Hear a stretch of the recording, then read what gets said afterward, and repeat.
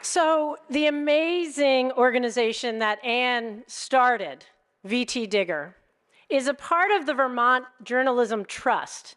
And at the helm of the board, we've been fortunate to have strong leaders who supported local journalists, helping Anne really give life to this grand idea. And I want to recognize some key leaders of this grand history. The current chair, John Reilly. Here's John. Where's John? John, we want to welcome you to the stage. Okay. So we want to welcome John. He is the current board chair, someone with his own journalist beginnings, working on that small newspaper that used to be locally owned, currently known as the Burlington Free Press. We thank him for his leadership, and we welcome him right now.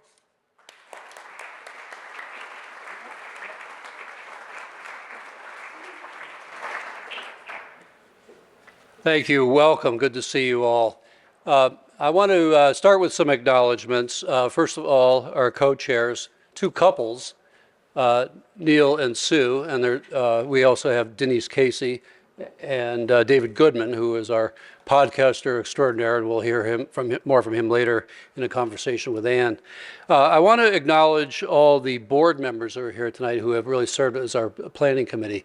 And if you would, when I mention your name, if you could just stand up and give a quick wave and then sit down again.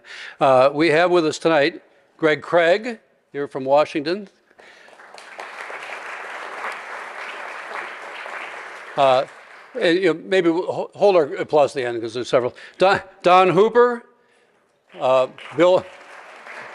You can't help but applaud for Don. Bill Mayers.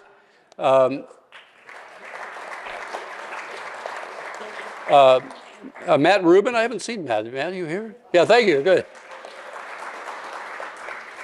Gay Symington. Thank you. Louisa Shibley is supposed to be at my table, so I guess she's running late. Catherine Stearns. And did I miss anyone? I think that's it. The other board members wish they could have been here tonight. They are in far-flung locations, including Washington, New Haven, Arizona, or actually Washington State now.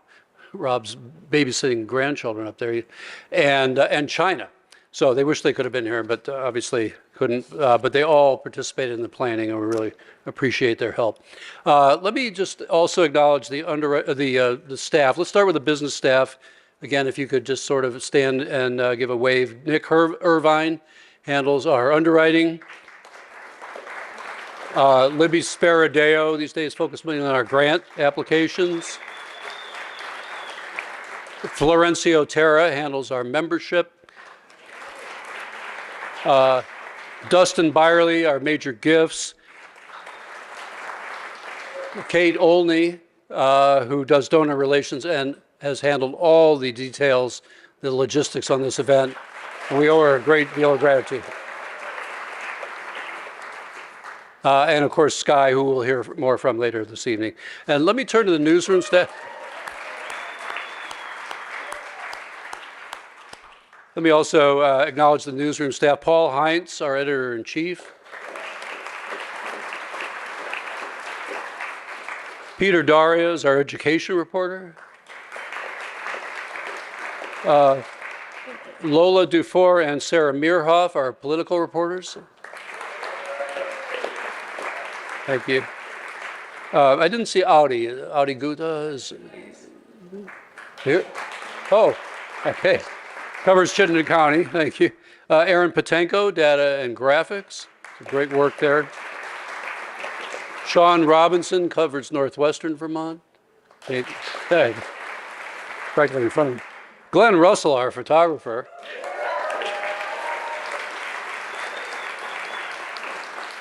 And I'll mention editor Diane Derby.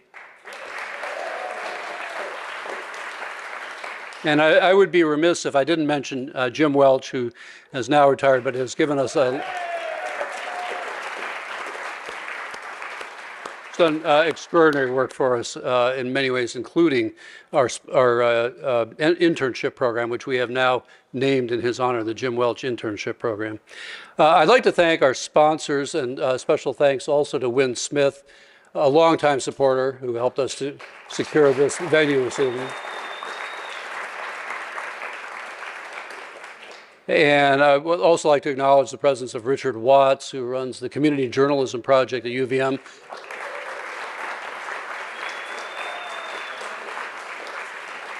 Which is a great program. Jim Welch continues to collaborate with that. Richard, don't work him too hard. And that's a great source of interns for us. And so let's move on to the program. I'll always remember my first conversation with Anne Galloway. I had started out as a reporter at the Burlington Free Press, and then my career took me to Washington and then Boston. And as Jane and I were contemplating our return to Vermont, I contacted Anne and I said, I admire what Digger was doing, and I was interested in being considered for the board. And she said, sure, let's talk. And we agreed to meet for breakfast on a Saturday morning at the Hardwick Diner. Now, I know we've shared some stories about Anne this evening, and I will say that she did oversleep a bit and was slightly late for that meeting. But any of us who've ever received an email from Anne at 4 o'clock in the morning can easily understand and forgive that tardiness. But we had a good conversation, and she told me two things that really stuck with me. One, about her objectives. Her vision and her key objectives with Digger. One was to preserve investigative reporting. It's so important, and it's often a casualty when a paper is in decline and cutting expenses, and where do you cut? Those labor-intensive projects can be the first thing to go. And of course, she continues to focus on that. That's her hallmark, the award-winning work that she did on the EB-5 scandal up in the Northeast Kingdom, that Ponzi scheme. She continues to follow that, and something tells me we haven't heard the last of that yet.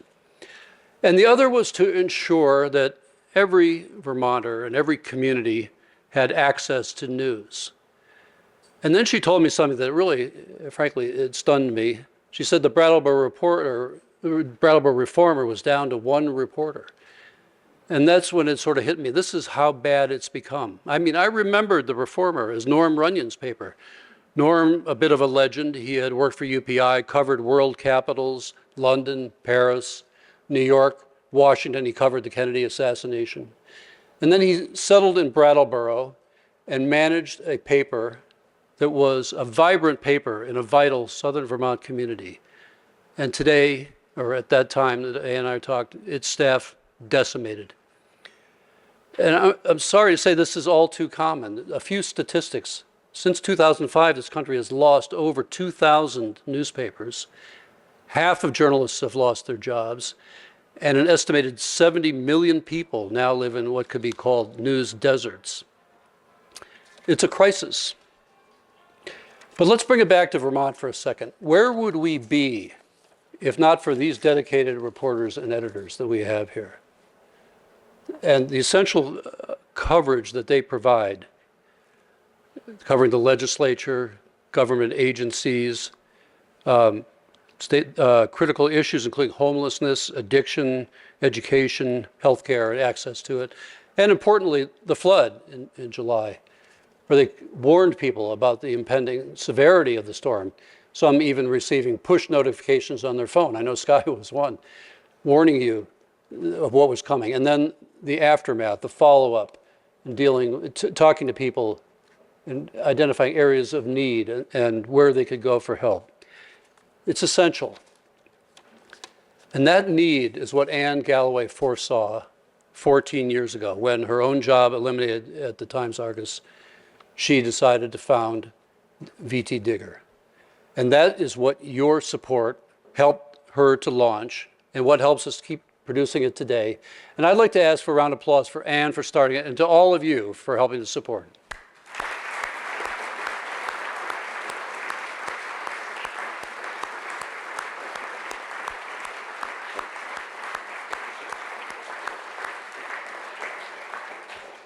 So last thought. I mentioned it's a crisis, and I hope you'll bear that in mind, and I hope you will help us spread the word. Donors respond to crises in times of natural disaster, of course, but I'm thinking in terms of their planned giving. Causes that tend to get great support are crises like homelessness, hunger, access to educational opportunity, economic opportunity for underserved, and increasingly climate change. I think historically they haven't really thought about journalism as a crisis, but it is in crisis. It's an essential service. It's vital to our democracy, to an informed electorate, and to community, and it needs your support. So please help us spread the word.